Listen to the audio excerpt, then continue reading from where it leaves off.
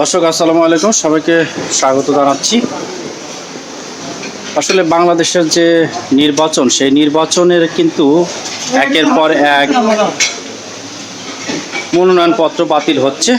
আসলে বিভিন্ন কারণে এই মনোনয়নপত্র বাতিল হচ্ছে।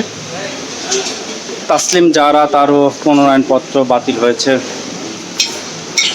জামাতের অনেক জনেরই মনোনয়নপত্র বাতিল হয়েছে।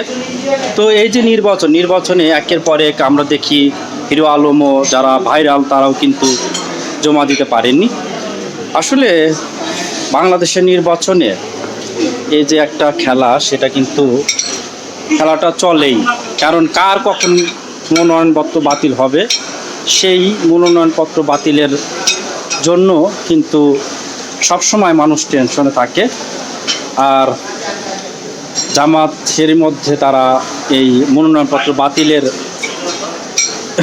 দোষ চাপিয়ে দিয়েছে ইচ্ছাকৃতভাবে, এবং বিএনপিরও বিভিন্ন জায়গায় কিছু কিছু নির্বাচন বাতিল হচ্ছে। মেন কথা হচ্ছে নির্বাচনের যে মনোনয়নপত্র বাতিল হচ্ছে সেটা আসলে মূল কথা না। মূল কথা হচ্ছে সবাই যদি থাকতো তাহলে কিন্তু আসলে ভালো হতো। নির্বাচনে প্রতিদ্বন্দ্বিতা না থাকলে আসলে নির্বাচন হয় না।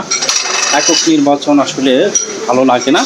তাই অবশ্য অনেকে আপিল করতে পারবে, দেখা যাক তাসলিম জাহরার ব্যাপারে কি হয়, এবং আরও যারা আছে তারা সবাই আশা করা যায় সবাই নির্বাচনে আসবে এবং সুন্দর একটি নির্বাচন উপহার হবে আমাদের এই নতুন বাংলাদেশে। সেই কামনায় শেষ করছি। আল্লাহ হাফেজ।